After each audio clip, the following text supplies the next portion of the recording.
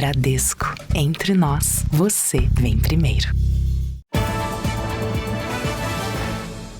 Olá, boa noite. Boa noite. O ministro dos Direitos Humanos e da Cidadania, Silvio Almeida, foi demitido do cargo no início da noite. Ele se encontrou com o presidente Lula numa reunião em Brasília. A demissão ocorreu depois de denúncias de assédio sexual contra o ministro, que serão apuradas pela Comissão de Ética da Presidência. A ministra da Igualdade Racial, Aniele Franco, confirmou hoje ter sido vítima de Silvio Almeida. Você terá mais informações sobre o assunto ainda nesta edição do Jornal da Record. Voltamos a falar sobre a demissão do ministro dos Direitos Humanos e da Cidadania, Silvio Almeida, após denúncias de assédio sexual e importunação sexual. Luiz Fara Monteiro traz os detalhes direto de Brasília. Olá, Fara, boa noite. Oi, Cris. Boa noite a você, ao Celso e a todos que acompanham o Jornal da Record. A ministra da Igualdade Racial, Aniele Franco, confirmou que foi vítima de Silvio Almeida. A Polícia Federal vai investigar as denúncias e deve começar a ouvir depoimentos na próxima semana. A demissão do ministro dos Direitos Humanos e da Cidadania, Silvio Almeida, foi confirmada no começo da noite, depois que o presidente Lula se reuniu com um grupo de ministros. Entre eles, o da Controladoria Geral da União, Vinícius Carvalho, e a ministra da Mulher, Cida Gonçalves. Mais cedo, o grupo ouviu o depoimento da ministra da Igualdade Racial, Aniele Franco, que confirmou ter sofrido importunação sexual de Silvio Almeida. Em nota, a Secretaria de Comunicação Social da Presidência da República disse que o presidente considera insustentável a manutenção do ministro no cargo, considerando a natureza das acusações de assédio sexual. Antes da decisão de demitir o ministro, o presidente Lula já havia declarado em entrevista a uma rádio que quem pratica assédio não fica no governo. Alguém que pratica assédio não vai ficar no governo. Eu estou numa briga danada contra a violência contra as mulheres. O meu governo tem uma prioridade em fazer com que as mulheres se transformem definitivamente, numa parte importante da política nacional. Então eu não posso permitir que tenha assédio. Ora, então é o seguinte, nós vamos ter que apurar corretamente, mas eu acho que não é possível a continuidade no governo, porque o governo não vai, fazer jus ao seu discurso, a defesa das mulheres, a defesa, inclusive dos direitos humanos, com alguém que esteja sendo acusado de assédio. A Comissão de Ética da Presidência da República abriu um procedimento preliminar para apurar o caso. Silvio Almeida terá 10 dias para prestar esclarecimentos sobre as acusações. A Polícia Federal também abriu inquérito para investigar as denúncias. Todos os envolvidos devem ser chamados para prestar depoimentos na semana que vem. O inquérito deve ser conduzido no Supremo Tribunal Federal, já que Almeida teria cometido os atos enquanto ministro de Estado e, por isso, se enquadra no chamado foro privilegiado. As denúncias foram reveladas pela organização Me Too Brasil ontem à noite. Em um vídeo, Silvio Almeida negou as acusações. Eu quero, em primeiro lugar, repudiar com absoluta veemência, as mentiras, as falsidades que estão sendo assacadas contra mim. Mas toda e qualquer denúncia, ela deve ter materialidade. Entretanto, o que a gente consegue perceber, justamente nessa matéria, são ilações absurdas que têm o único intuito de me prejudicar, de apagar a minha história e as histórias que eu tento contar com a minha vida, com a minha luta. Em nota, o Ministério dos Direitos Humanos sugeriu que a organização Me Too Brasil teria tentado interferir em licitações do Disque 100, canal de denúncias para a violação dos direitos humanos. A organização respondeu também em nota que apresentou, por meio dos canais oficiais do governo federal, contribuições ao Ministério das Mulheres e ao Ministério de Direitos Humanos, e que a organização não participa de processos licitatórios, não recebe e nunca recebeu nenhum tipo de verba pública. A organização também disse que é inadmissível que os canais oficiais de comunicação pública sejam utilizados para a defesa pessoal de qualquer autoridade. A defesa de Silvio Almeida acionou a Justiça de Brasília para que a organização Me Too Brasil esclareça as acusações. O caso gerou repercussão dentro e fora do governo. O Ministério das Mulheres afirmou em nota que a prática de qualquer tipo de violência e assédio contra a mulher é inadmissível e não condiz com os princípios da administração pública federal e da democracia. E você vai ver também. E professora diz que foi assediada por ministro dos Direitos Humanos em restaurante de São Paulo. Brasil tem quase 57 mil pessoas morando em tendas ou barracas. Sérgio Mendes, ícone da música brasileira, morre nos Estados Unidos.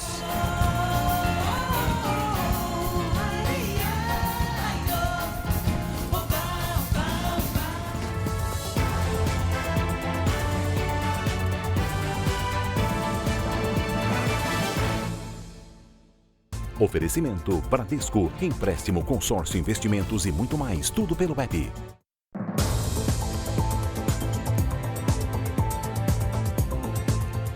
Exclusivo. A produção do Jornal da Record encontrou postagens em grupos de redes sociais onde os integrantes divulgam livremente negócios ilegais. As publicações estão disponíveis para qualquer usuário que acessar as plataformas. Os anúncios são feitos em diversos grupos. Os criminosos divulgam telefones e oferecem serviços ilegais, sem qualquer preocupação. Nesta postagem, a oferta é de documentos falsos. Outra pessoa anuncia cartões de crédito clonados. Um com mais de R$3 mil de limite custa R$150. Aqui, um homem diz que precisa de 50 contas laranja de mulheres. Ele oferece R$15 por cada conta. Esse perfil oferece um curso para estelionatário ter acesso a aplicativos que facilitam os golpes. As aulas prometem ensinar a falsificar RG, CPF e outros documentos. Um curso avançado para cometer fraudes. Todas as atividades descritas são criminosas. E se alguém se beneficiar de algum serviço ilegal, também está cometendo crime. Algumas postagens direcionam para grupos de mensagens. Aqui as negociações são mais diretas. Um falsificador manda um exemplo de atestado de óbito que fez. O preço, R$ 850 por documento. 4 em cada 10 brasileiros já foram vítimas de fraudes e quase 60% dessas pessoas tiveram prejuízos acima de R$ 2.200. Os golpes com cartões de créditos ou financeiros, como boletos falsos ou Pix, são os mais aplicados. Juntos somam 71% dos casos. Este especialista alerta para os riscos de expor os dados pessoais na internet. A pessoa ela tem que ter cuidado, ela tem que ser atenta, né, aonde ela está compartilhando esses dados.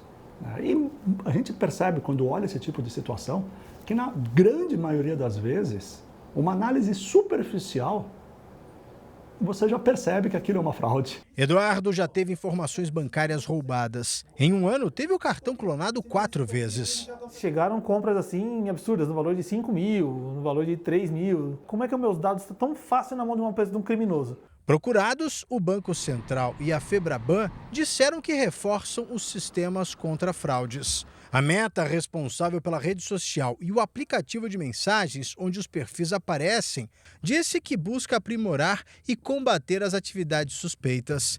A empresa também recomendou que as pessoas denunciem esse tipo de conteúdo.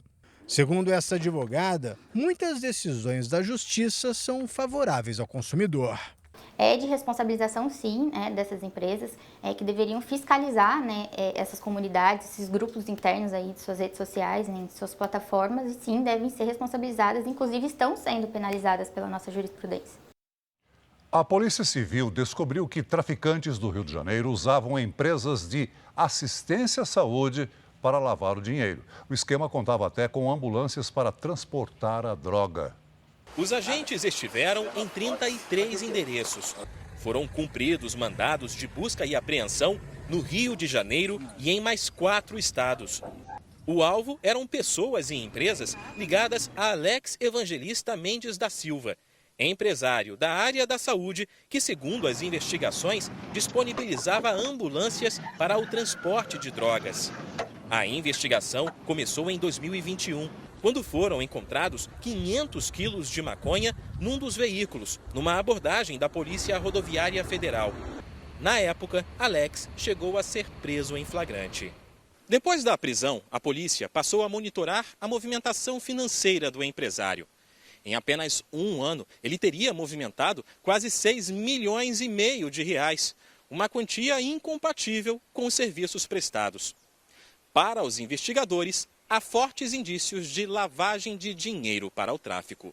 Ele utilizava dessas empresas para fim de simular ou ocultar a origem ilícita do dinheiro, que era o transporte de drogas, o fornecimento de drogas a diversas comunidades aqui no Rio de Janeiro. Documentos, computadores e carros de luxo foram apreendidos e 8 milhões de reais das contas de Alex bloqueados pela Justiça.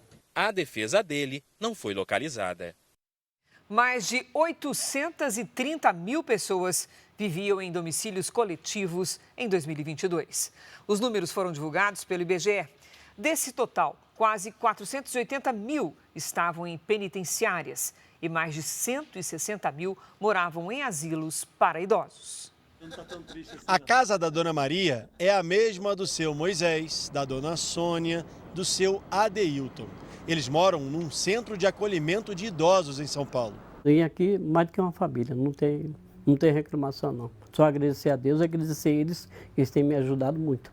Atualmente, o local abriga 60 homens e 40 mulheres. Aqui eles têm onde dormir, comer e fazer atividades em grupo. É baixa a rotatividade e pode ser porque a gente conseguiu fazer um vínculo familiar novamente, né?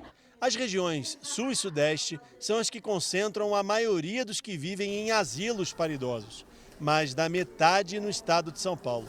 Os dados fazem parte do Censo 2022 divulgado pelo IBGE. A pesquisa traça o perfil das pessoas que vivem em domicílios coletivos, com destaque para sexo, idade e nível de escolaridade. As moradias improvisadas, como tendas ou barracas de lona, também foram incluídas no censo. É a primeira vez que o IBGE divulga esse tipo de levantamento. Pesquisadores definiram como domicílio coletivo o local onde há relação de subordinação administrativa entre os moradores. Em 2022, 837 mil pessoas moravam em domicílios coletivos no país, mais da metade em penitenciárias. Os asilos vinham em segundo, com 19,2% do total. Nos asilos, as mulheres representam mais da metade dos moradores, enquanto os homens são quase a totalidade nas penitenciárias do país. O censo aponta ainda que em 2022, 160 mil pessoas moravam em domicílios particulares improvisados, 35,3% em tendas ou barracas. Uma característica comum aos moradores é a baixa escolaridade. A taxa de analfabetismo bastante elevada, né, dessas populações, seja a população residente em domicílios coletivos, seja a população residente em domicílios improvisados. Nos Estados Unidos, um estudante de 15 anos foi morto a tiros no banheiro de uma escola no estado de Maryland. Ele chegou a receber os primeiros socorros no local e foi encaminhado a um hospital, mas não resistiu. A escola foi esvaziada logo após o acidente. O atirador é um outro aluno de 16 anos. Testemunhas disseram que os dois teriam discutido. O suspeito chegou a fugir, mas foi detido. A arma não foi apreendida. Nos primeiros 7 meses do ano, foram registrados quase 3 mil furtos a residências na cidade de São Paulo. Para tentar se proteger dos assaltos, os paulistanos têm investido em equipamentos de segurança. Nesta imagem, o ladrão pula o muro, anda pelo quintal da casa e sai com as caixas de sabão em pó. No mesmo ponto da rua, este outro escala o portão e tenta tirar o fio de cobre de um poste. Ele quase toma um choque. A moradora da casa ficou 12 horas sem energia. Neste outro vídeo, o criminoso sai com uma TV nas mãos. As ações criminosas aconteceram neste bairro residencial na zona norte de São Paulo. Os moradores de praticamente toda essa rua resolveram investir em equipamentos de segurança, temendo novas invasões. Eu instalei, a cerca elétrica na minha casa, alarme e o sistema de câmera também. O Juversi, morador antigo, já encomendou a cerca para instalar em casa, depois de ser furtado 4 vezes. Porque a câmera de segurança, hoje em dia, só ela registra, porque não inibe mais. Eles não têm mais medo das câmeras de segurança. Vizinho dele, Felipe, não sai sossegado para trabalhar à noite. Quando eu chego 5, 4 da manhã, eu chego com medo. Porque a maioria dos relatos, os boletins de ocorrência é sempre nesse horário. De acordo com o portal da Transparência da Secretaria da Segurança Pública, entre janeiro e julho deste ano, foram registrados quase 3.000 furtos a residências na capital paulista. Este especialista em segurança explica que detalhes na fachada do imóvel são avaliados pelos ladrões. Ele olha uma grade, olha a cerca elétrica, olha uma câmera. Ele vai um pouco mais e vê uma casa, grade baixa, não tem iluminação, não tem câmera. Então ele fala, aqui vai ser bem rápido. Mas para quem já fez de tudo, a sensação é de indignação e revolta. Dormir é um cochilo, qualquer barulho que tem, até mesmo o latido dos cachorros, a gente também fica sempre atentos. A seguir, os detalhes da demissão do ministro dos Direitos Humanos, Silvio Almeida, depois de denúncias de assédio sexual. E ainda hoje, em meio a queimadas pelo país, cidades de Santa Catarina registram temperaturas abaixo de zero. Morre em Los Angeles Sérgio Mendes, o brasileiro que levou ao mundo a bossa nova do Rio.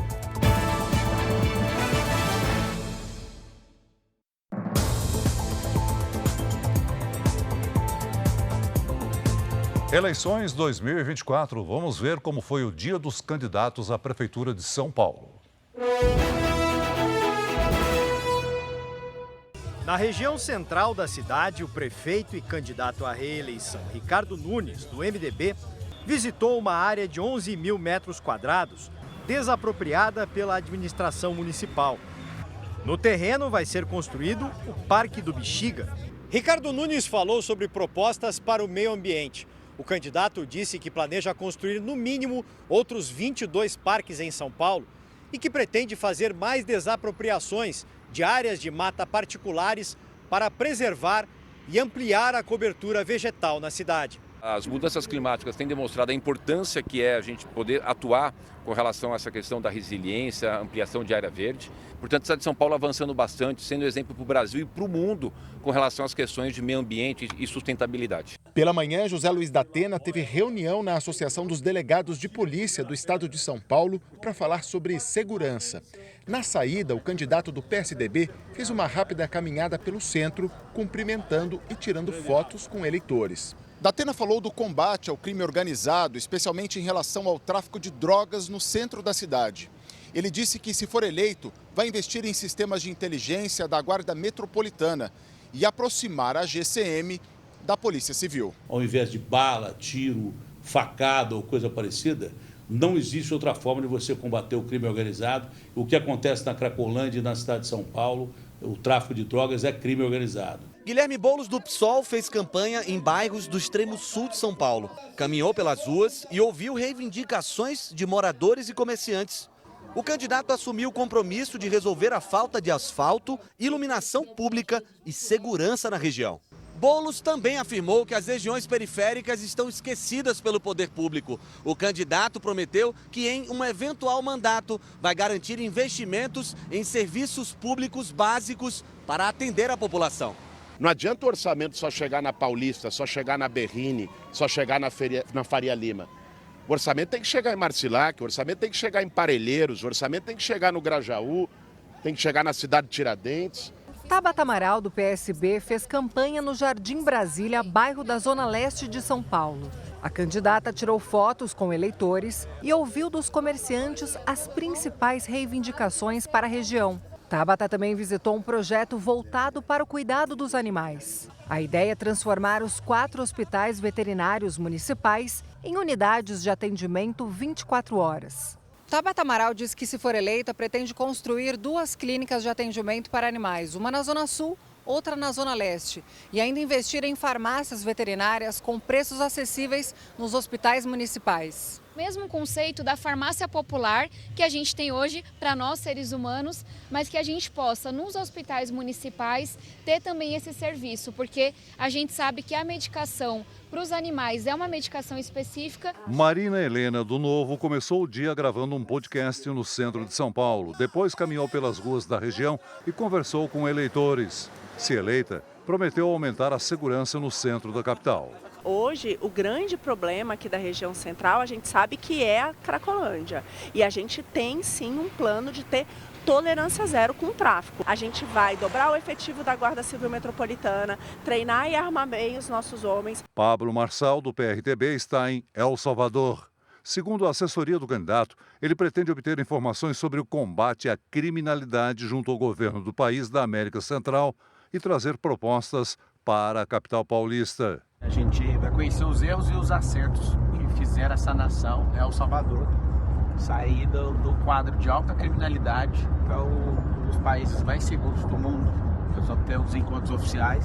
Ricardo Senesi, do Unidade Popular, conversou com metroviários pela manhã e de tarde se encontrou com trabalhadores dos Correios. Bebeto Haddad, do Democracia Cristã, gravou podcast e vídeos.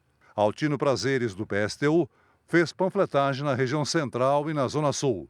João Pimenta, do Partido da Causa Operária, não divulgou a agenda.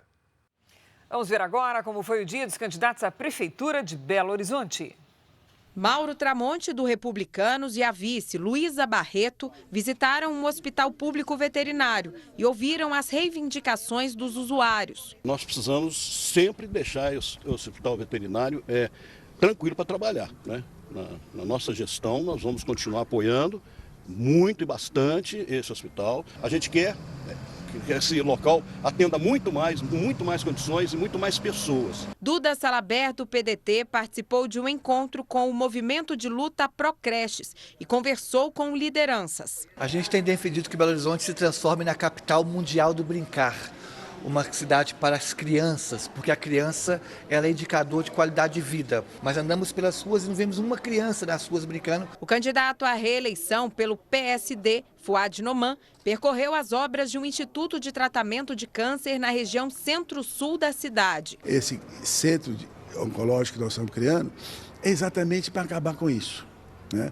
Eu não posso admitir que quem tem um plano de saúde tem condições de ter um atendimento de primeira qualidade e quem está no SUS não tenha. Nesta sexta-feira, o tempo seco e a fumaça, que há dias tomam conta do ar em Belo Horizonte, receberam destaque nas campanhas dos candidatos à Prefeitura da capital mineira. Durante as agendas, foram apresentadas propostas para reduzir os impactos da poluição na cidade. Gabriel Azevedo, que concorre ao cargo pelo MDB, defendeu o plantio de árvores. A ideia foi apresentada em reunião com representantes do Serviço de Limpeza Urbana. É fundamental ampliar a quantidade de áreas verdes na cidade, porque nós estamos muito abaixo do recomendado. Isso está no nosso plano de governo. Eu quero ser um prefeito não só que retome uma cidade-jardim, mas uma cidade pomar. A ampliação de áreas verdes também foi defendida por Carlos Viana, do Podemos. À tarde, o senador e a vice, Renata Rosa, percorreram um centro comercial na região de Venda Nova. Eu tenho um projeto de reduzir em 2 graus a temperatura em Belo Horizonte. E é simples de fazer. Você pega o mapa de Belo Horizonte, descobre onde há pouco adensamento em termos de áreas verdes. Ali você replanta na cidade toda. O candidato do PT, Rogério Correia, também visitou a região de Venda Nova. Ele conversou com moradores e falou sobre a preocupação com a mineração e o reflexo no clima. Eles continuam minerando, as condições do nosso ar já estão nesta poluição. Isso não vai ser permitido mais. Nós vamos transformar a Serra do Curral num parque nacional. Bruno Engler, do PL, deu entrevistas para a imprensa. Indira Xavier, do Unidade Popular, Lourdes Francisco, do PCO e o Anderson Rocha, do PSTU, distribuíram material de campanha. Ainda hoje, relatório preliminar do CENIPA revela que pilotos da Voipaz notaram problema no sistema antigelo antes do acidente. Polícia Federal e IBAMA investigam o tráfico de aranhas da fauna brasileira para a Europa. Exército israelense é acusado de matar cidadã americana em protesto na Cisjordânia.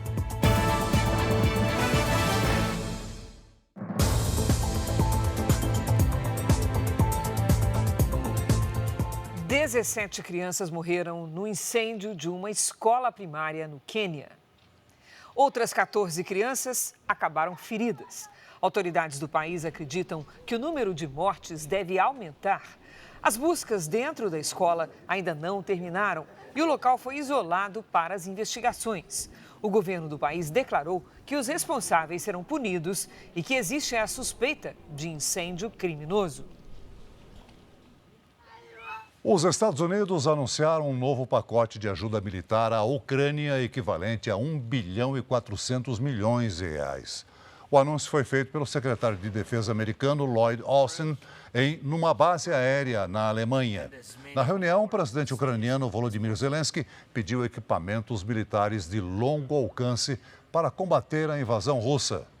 A Alemanha anunciou que vai enviar novos sistemas de artilharia à Ucrânia. A Polícia Federal e integrantes do IBAMA fizeram uma das maiores apreensões de animais dos últimos anos em Campinas. Eram mais de 400 bichos, incluindo muitas aranhas, mantidos em condições precárias.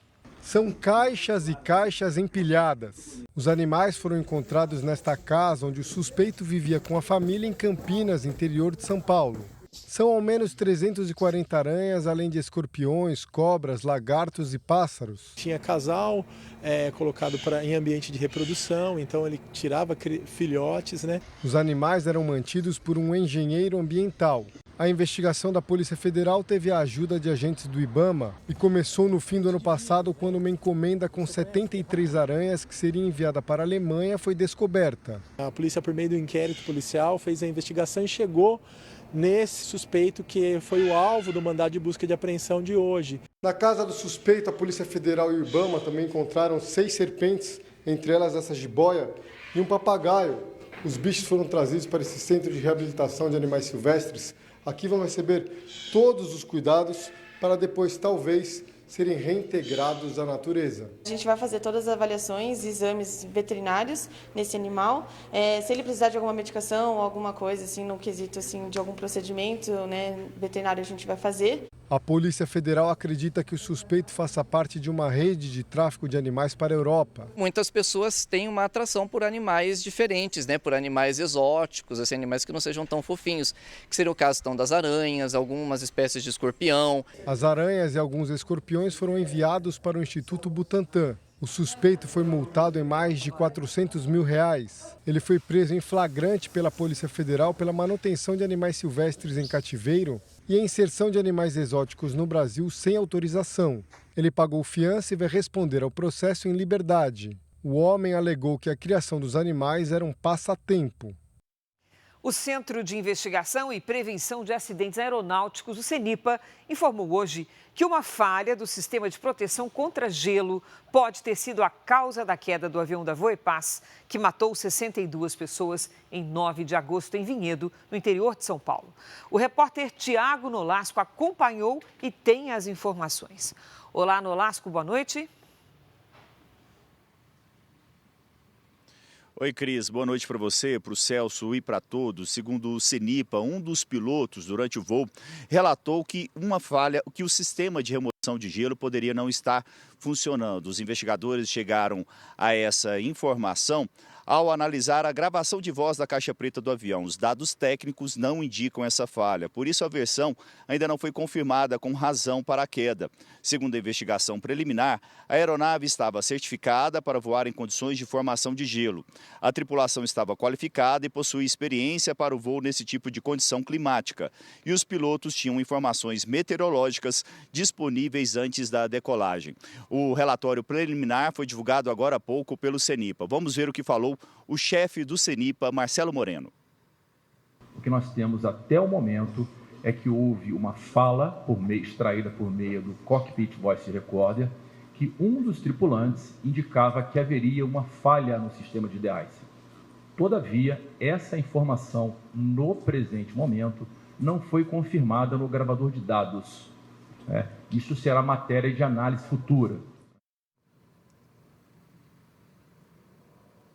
Segundo o CENIPA, o piloto ainda chegou a pedir permissão para começar a aproximação no aeroporto de Guarulhos e começar, sim, a mudar a rota do avião, mas um outro avião também estava na rota e, por isso, os controladores de voo chegaram a não fazer essa autorização. As investigações ainda continuam e a investigação final só deve ser divulgada nos próximos meses. Celso e Cris. Obrigada pelas informações, Nolasco. Entre as mulheres que dizem ter sido vítimas de Silvio Almeida está uma professora. Ela afirma que sofreu assédio sexual do ex-ministro em um restaurante há 5 anos.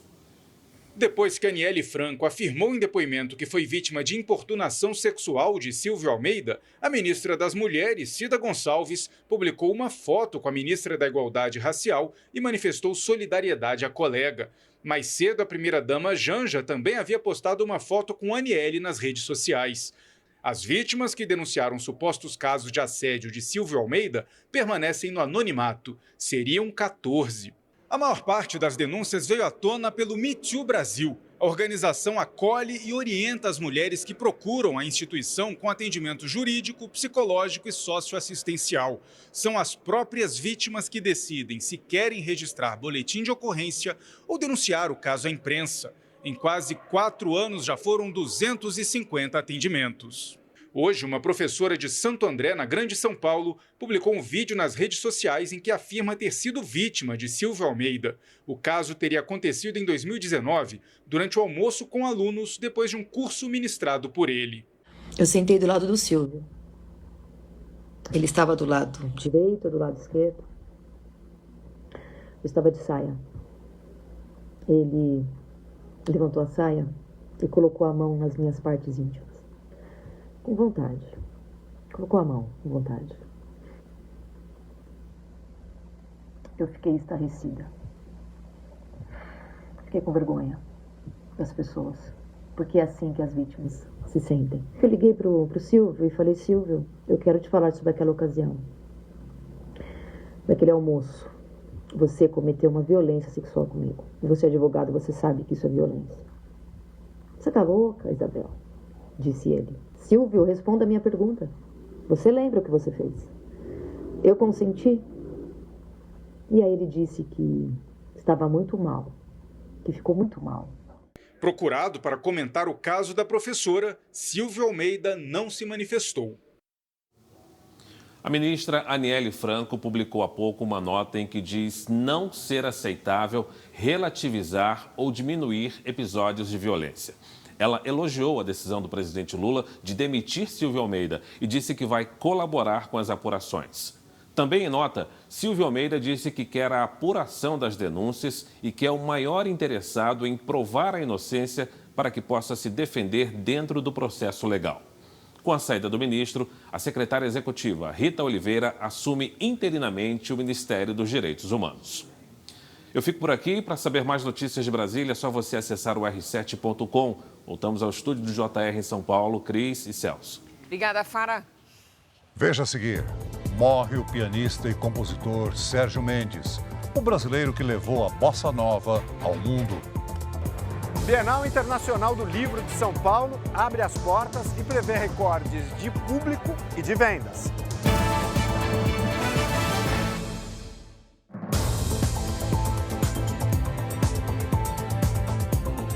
O governo de Israel investiga a morte de uma ativista americana durante protestos no norte da Cisjordânia. Aishenur Ezgi Eigi, de 26 anos, chegou a ser resgatada, mas não resistiu aos ferimentos. Segundo o Escritório de Direitos Humanos da ONU, ela foi baleada. A cidadã norte-americana tem origem turca e participava de um protesto contra a presença israelense no norte da Cisjordânia. Aishenur trabalhava como voluntária na região. Em um comunicado, o exército israelense admitiu ter feito disparos na região depois que manifestantes arremessaram pedras contra os soldados e que vai investigar as circunstâncias da morte da ativista. O secretário de Estado americano, Antony Blinken, informou que o governo pediu uma apuração rigorosa. Um jornal alemão revelou que o Hamas tenta influenciar a opinião pública contra Israel. As informações foram obtidas com o chefe do Hamas, Yahya Sinwar. Segundo a reportagem, entre as táticas do grupo terrorista está a tortura psicológica contra as famílias dos reféns. Aqui no Brasil, 3 cidades da Serra Catarinense registraram temperaturas abaixo de zero nesta sexta-feira. O frio intenso provocado pela passagem de uma massa de ar polar cobriu de gelo a vegetação. Na cidade de São Joaquim, fez 3,8 graus negativos. Temperaturas abaixo de zero com geada também foram registradas em Urubici e Urupema. No fim de semana, a previsão é de que a temperatura volte a subir. Previsão do tempo, vamos conversar com a Lidiane Sayuri para saber como é que vai ficar o tempo no fim de semana. Oi, Lid, boa noite, como é que vai ser? Olha, Cris, o destaque é a volta do calor. Boa noite para você. Celso, muito boa noite a todos. O sábado será de sol e tempo firme em quase todo o Brasil. Em São Paulo, os termômetros marcam até 31 graus. Em Palmas, faz até 39. Cuiabá será a capital mais quente amanhã. Vejam a diferença de temperaturas. O dia começa com 22 graus e depois esquenta até os 40. Hoje o dia foi mais nublado e com chuva no litoral de São Paulo e no Rio de Janeiro. Neste momento, pelas imagens de satélite, chove apenas sobre o estado do Amazonas. Amanhã, o ar seco predomina sobre praticamente todo o país. Tem previsão de chuva passageira apenas no interior do Rio Grande do Sul, no litoral do Nordeste e no extremo norte do país. No giro de temperaturas, à tarde faz até 24 graus em Porto Alegre. No Rio de Janeiro e em Natal, máxima de 30. Em Brasília, 31 e até 33 em Macapá. Vamos aos pedidos de tempo delivery. A Eliane é de Água Boa, Mato Grosso. Boa noite, Eliane. Se prepare para um fim de semana ensolarado, quente e seco. As máximas ficam entre 29 e 30 graus. A Rosângela quer saber quando vai chover em Machadinho do Oeste, Rondônia. Bem-vinda, Rosângela. Olha, sem previsão de chuva para você até pelo menos semana que vem. O destaque são as altas temperaturas. As máximas podem chegar aos 39 graus. Quer aparecer por aqui também? Então faça como elas e mande sua mensagem pelas redes sociais com o nome de uma cidade e a hashtag você no JR. Cris, Celso. Obrigada, Lid. O pianista e compositor Sérgio Mendes morreu hoje aos 83 anos.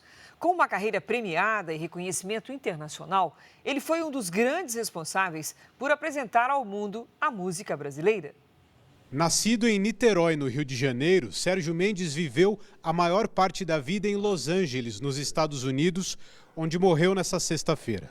Na década de 60, regravou Mais Que Nada, de Jorge Benjor, e mostrou aos gringos a potência da música popular brasileira. Nos anos 2000, uma nova versão com o grupo americano Black Eyed Peas voltou a fazer sucesso internacional. Foi aqui neste bar em Copacabana, na zona sul do Rio, onde Sérgio Mendes conviveu com Vinícius de Moraes, Tom Jobim e onde ouviu também, pela primeira vez, a canção de Jorge Ben. Sérgio Mendes se apaixonou pela bossa nova no local que é considerado o berço do estilo musical que nesta semana foi declarado Patrimônio Histórico e Cultural do Rio. Sérgio Mendes entrou 14 vezes na lista das 100 músicas mais ouvidas nos Estados Unidos. Venceu um Grammy, 2 Grammys latinos e foi indicado ao Oscar. O artista enfrentava problemas respiratórios, mas a causa da morte não foi divulgada. Sérgio Mendes deixa 5 filhos e a mulher, a cantora Gracinha Leporassi. Além do legado, bilíngue e imortal.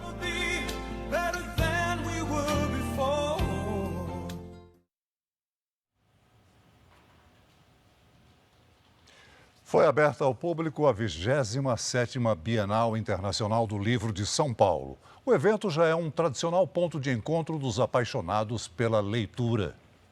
A história que está no livro também está nas telas, do celular ou dos óculos de realidade virtual. O que você está vendo aí? Vagalume. Tá legal? Tá dando voltas. A concorrência com o mundo digital é grande, mas a literatura se adapta em forma e conteúdo. A Bienal Internacional do Livro de São Paulo, que abriu as portas ao público hoje, é a maior das 27 edições já realizadas. E o livro físico ainda se mantém como personagem principal. E livros são livros em qualquer plataforma, mas o leitor ainda prefere o livro impresso. A Bienal deste ano é realizada no Anhembi, na zona norte de São Paulo. O evento vai até o dia 15 de setembro e reúne mais de 700 autores nacionais e estrangeiros, com previsão de recordes de venda e de público. Este ano estão expostos cerca de 3.500.000 títulos. Livros para todos os gostos, para todas as faixas etárias e para todas as necessidades. Esse é o primeiro livro capa dura do Brasil com alto relevo. E por que isso? A ideia é que a gente consiga fazer com que a pessoa com deficiência visual consiga, através do tato, imaginar como é que é a imagem da pessoa do livro. As 3 amigas vieram de Mato Grosso do Sul para visitar a Bienal. Elas estão se sentindo em um parque de diversões. Eu não ia gastar, mas eu cheguei lá, já comprei 3 livros. Já gastou quanto? Ai, não sei quanto eu gastei ainda, não quero nem pensar. Essa edição termina aqui e à 00:30 tem mais Jornal da Record. Fique agora com a novela Força de Mulher. E logo depois de Gênesis tem Quilos Mortais. Não perca! Boa noite, bom final de semana e a gente se vê amanhã. Boa noite.